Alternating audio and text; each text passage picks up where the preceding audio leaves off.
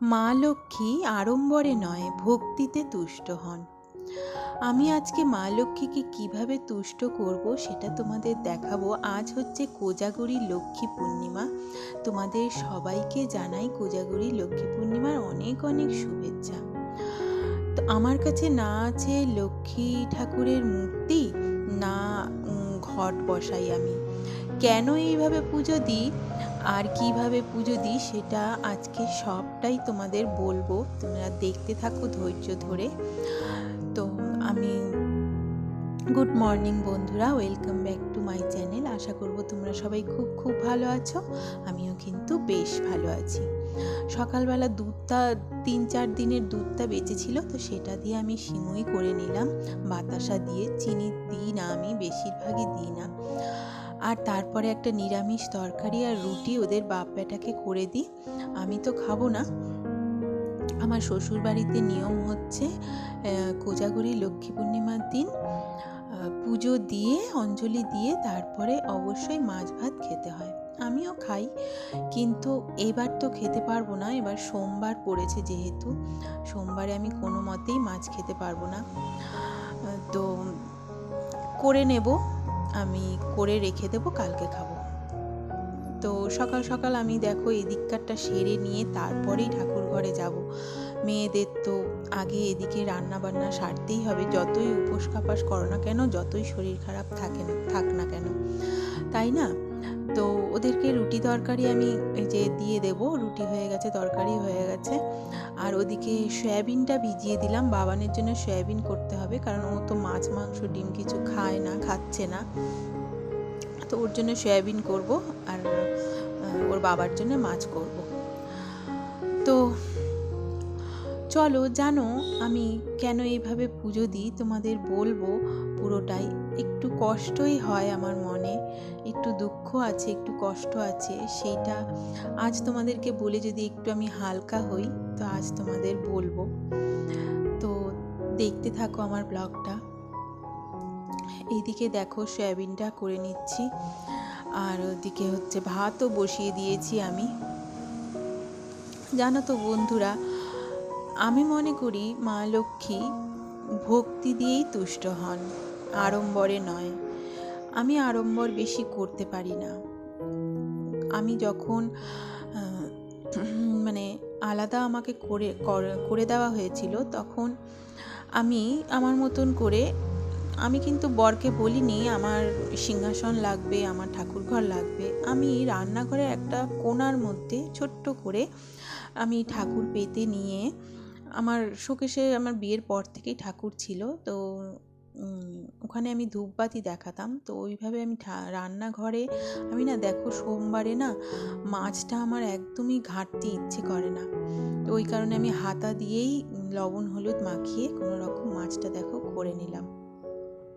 আমার এদিকের কাজ কিন্তু পুরো কম। আমি রান্নাঘরের মধ্যেই ঠাকুরকে একটু জল বাতাসা দিতাম আর ধূপবাতি দেখাতাম। আমি কাউকে কিচ্ছু বলিনি, কোনো অভিযোগও করিনি।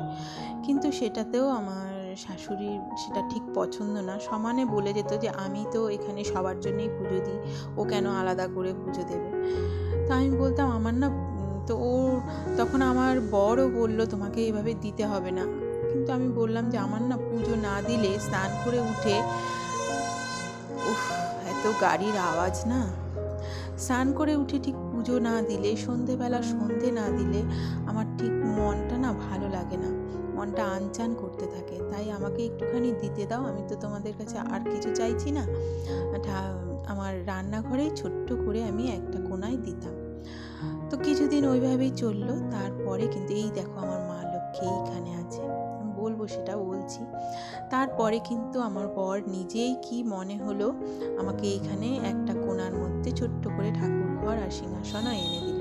সেই নিয়েও অনেক অশান্তি হয়েছে বন্ধুরা, বাদ দাও, আমি অশান্তির কথা বলতে চাই না। তো এই যে ছোট্ট আমার মা লক্ষ্মীর মূর্তি, একসাথে অনেকগুলো মূর্তি আছে। ওখানে গণেশ ঠাকুর আছে, বিশ্বকর্মা ঠাকুর আছে, আর কালী মা আছে, আর লক্ষ্মী ঠাকুর আছে। ওটা আমি বিয়ের পর প্রথম যখন দক্ষিণেশ্বর গিয়েছিলাম তখন কিনেছিলাম। তো ওইখানেই আমি কিন্তু মা লক্ষ্মীকে পুজো দেব। আর আমি ঘটও পাতাই না, ঘট পাতাতে দেবে না মা। আমার শাশুড়ি বলেছে একই ঘরে দুটো ঘট পাতাবে, এরকম অলক্ষ্মী, এরকম যাই হোক যা বলেছে, মানে ইচ্ছে না। তো আমি ঠিক আছে, আমি ঘট ছাড়াই পুজো দিই। তো এইভাবেই আমি পুজোটা দেব। আর এই দেখো, আমার তো মানে পুজোর তেমন বাসন নেই, আর গ্যাসও আলাদা নেই, তো ওই কারণে আমি কিছু রান্নাও করতে পারি না। তো আমি এগুলো ওই জন্য কিনে এনেছি। গত বছরও আমি কিনে এনেছিলাম, তখন আমার শাশুড়ি মা বলেছিল যে কুড়ের বাচ্চা সব কিনে কিনে নিয়ে আসছে, করতে পারে না। তো আমি তো কিছু উত্তর দিইনি, এবারও দেব না। তো এইবার আমার শাশুড়ি মার শরীর একদমই ভালো না, ওই কারণে তিনিও কিনে এনেই পুজোটা দিচ্ছেন। তা আমি নারকেলের নাড়ু, তিলের নাড়ু, তিলের 2 রকমের নাড়ু, আর হচ্ছে খইয়ের মোয়া আর চিড়ের মোয়া নিয়ে এসেছি। এই দিয়ে আমি দেখো পুজো দিচ্ছি। তো আমার শাশুড়ি মাও দেখলাম আমার যাকে দিয়ে কিনে আনিয়েছে, তো ওনারাও কিন্তু কিনে এনেই দিচ্ছে। আমি এখানটায় পুজো করছি সব রকম আমার মতন করে, আমি যতটুকু আমার সামর্থ্য অনুযায়ী আমি পুজো দিচ্ছি। কিন্তু আমি অঞ্জলি নিচে গিয়েই দেব, একসাথেই দেব। কি বলো তো, আমি নিচে জোগাড় করি, তোমরা তো দেখে থাকবে। আমি পুজোর জোগাড় করতে খুব ভালোবাসি। আমি একরকম মানে কি বলবো, হাত থেকে কেড়ে নিয়েই পুজোর জোগাড় করি। ওরা আমাকে করতে বলে না, আমি তাও করি, কারণ আমার পুজোর জোগাড় করতে খুব ভালো লাগে। তো এবার কিছুই করেনি ওরা, ওই কারণে আমি আর কি জোগাড় করব। তো আমি এখানটায় দেখো আমার মতন করে, সাধ্য মতন করে আমি একটু পুজো দিয়ে নিচ্ছি। তারপরে নিচে গিয়ে পুরোহিত আসবে, নিচে গিয়ে আমি অঞ্জলি দেব। এখানে আর আমি পুরোহিত ডাকি না। পুরোহিত আসলে কি বলবে না যে ঘট নেই, লক্ষ্মী মূর্তি নেই, এটা আবার কি রকম লক্ষ্মী পুজো, এরকম হয়তো বলতে পারে। তা আমি ওই কারণে পুরোহিত আর ডাকি না। তো আমি নিজেই যতটুকু সম্ভব দিয়ে নিচ্ছি।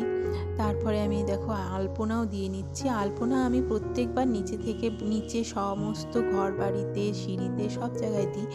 এইবার দেখছি পিউ দিচ্ছে, মানে আমার জায়ের মেয়েটাই দিচ্ছে। তো আমি ওর কাছ থেকে একটুখানি নিয়ে এসে ওপরে সব ঘরের দুয়ারে লক্ষ্মীর পা আর হচ্ছে ঠাকুর ঘরে লক্ষ্মীর পা শুধু দিয়ে দিয়েছি, আর কোনো ফুল টুল, কোনো আলপনা আঁকিনি। তো এই রকম করে, এই দেখো ওখানে সাদা মেঝেতে তো বোঝা যাচ্ছে না, তাই লাল মেঝেটাতে তোমাদের দেখালাম। এইটুকু আমি শুধু এঁকে নিয়েছি। এই দেখো কেমন লাগছে আমার সিংহাসন, একটুখানি তোমরা যদি কমেন্ট করে জানাও তাহলে আমার খুব ভালো লাগবে।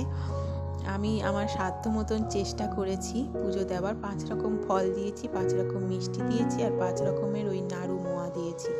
এই ধানের শীষটা বিক্রি হচ্ছিল দেখে আমার খুব লোভ হলো, তাই আমি এনে সিংহাসনে দিয়ে দিয়েছি। আমার তো মা লক্ষ্মীর আলাদা সিংহাসন নেই, এখানেই দিয়ে নিয়েছি। তো এই দেখো আমি সমস্ত আমার পুজো দেওয়া হয়ে গেছে। আমি আহ্নিক করে নিয়ে তারপরে আমি প্রতি বৃহস্পতিবারে আমি চেষ্টা করি ঘটের মধ্যে ফেলার কিছু না কিছু খুচরো কয়েন। এটা প্রায় আমার ভরে এসছে। তো তারপরে দেখো আমি ওখানে পাঁচালি পরে নেব। তো নিচে এখনও পুরোহিত আসেনি, তো ওই জন্য আমি ভাবলাম পাঁচালিটা পরেই নিই, তারপরে যাব। তো পাঁচালিটা পরে নিয়ে তারপরে কিন্তু আমি নিচে যাব অঞ্জলি দিতে। তো আজকের ভিডিও আমি এখানেই শেষ করব। তোমরা সবাই খুব ভালো থেকো, সুস্থ থেকো। দেখা হচ্ছে নেক্সট ভিডিওতে। ততদিন তোমরা সবাই খুব ভালো থেকো। আর আমার পুজোতে কোনো যদি ভুল ত্রুটি, তোমরা কিছু যদি দেখতে পাও তাহলে অবশ্যই আমাকে একটু কমেন্ট করে জানিও। এই দেখো নিচে দিয়েছে আলপনায়, দেখো পুরোহিত চলে এসছে, আমিও নেমে পড়েছি।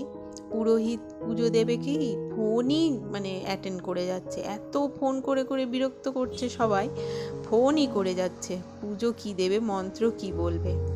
তো যাই হোক, টাটা, বাই বাই।